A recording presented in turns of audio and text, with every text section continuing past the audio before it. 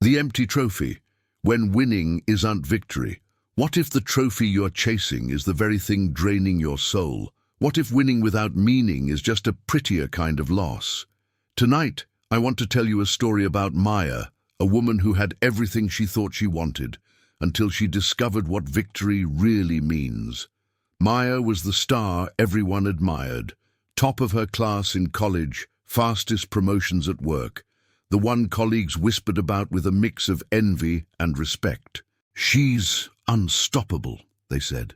Her apartment showcased gleaming plaques, framed certificates, and awards that caught the light just right.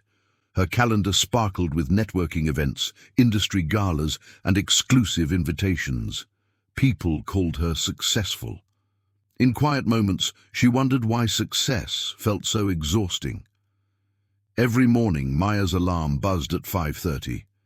Coffee, emails, gym, meetings, calls, more meetings. She moved through her days like a machine calibrated for excellence. Rest felt like failure. Silence felt dangerous. Somewhere deep inside, a voice whispered that she was running towards something she couldn't name, but she silenced it with another goal, another deadline, another achievement to pursue. The night of the Visionary of the Year gala arrived with all the glamour Maya had grown accustomed to. She wore her best dress, the one that made her feel powerful and untouchable. When they called her name, cameras flashed like stars, music swelled through the ballroom, and hundreds of hands clapped in unison. The trophy was placed in her hands, heavy, cold, perfectly crafted. She smiled for the cameras, said the right words, thanked the right people. But later, sitting in the back of a quiet rideshare, Maya held the trophy again. Somehow it felt oddly light, as if it weighed nothing at all. The city lights blurred past the window, and she stared at her reflection, tired eyes behind a practiced smile. At home, she set the trophy on her coffee table, but it looked strangely out of place, like a stranger sitting uninvited on her couch. The weeks that followed brought more of the same relentless pace. Emails multiplied faster than she could answer them. Sleep became thin and restless. Important moments slipped by like water through her fingers. Her sister sent a text that made her stomach drop. "Emma's recital is next Thursday at 7. She's been practicing for weeks. Hope you can make it this time." Maya stared at the message, remembering the last 3 events she'd missed. Her niece's birthday party, the family barbecue, Christmas dinner cut short by an urgent call. She replied quickly, "I'll try my best."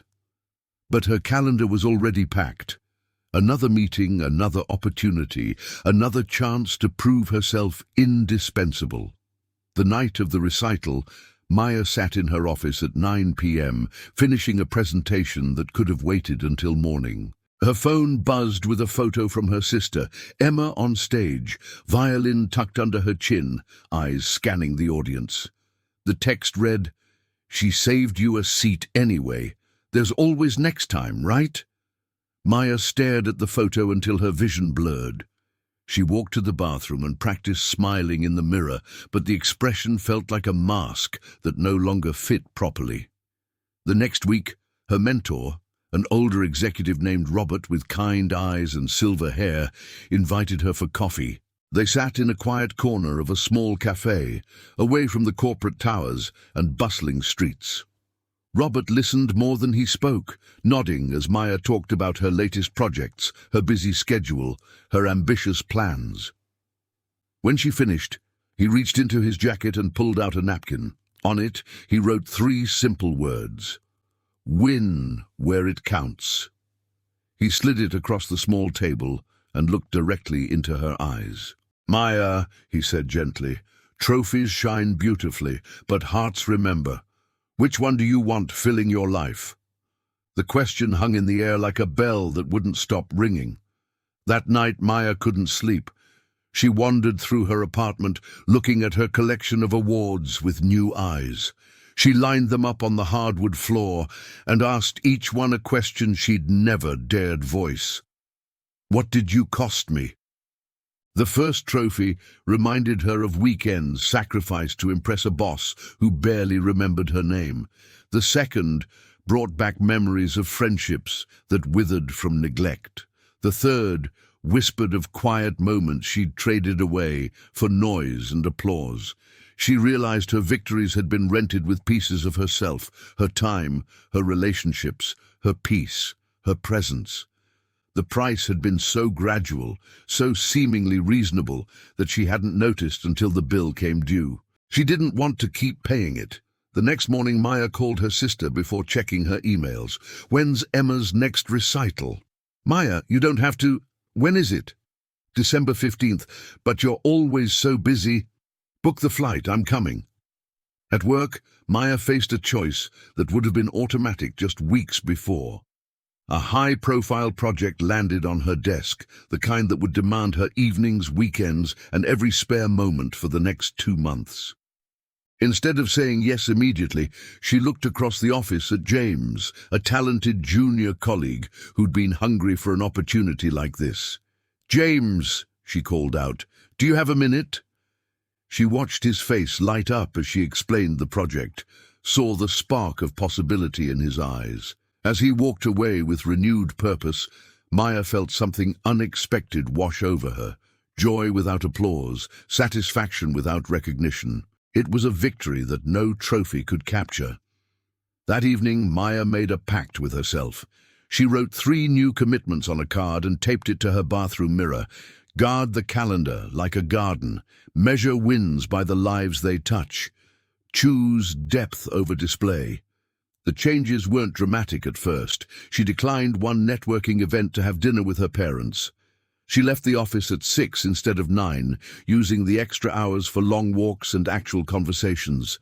She scheduled regular coffee dates with friends she'd been too busy to see. The trophies remained on her shelves, but her life held something more precious. Laughter that lasted longer than applause, relationships that deepened beyond networking, and sleep that refreshed instead of merely pausing the race. When December 15th arrived, Maya sat in the 3rd row of Emma's school auditorium.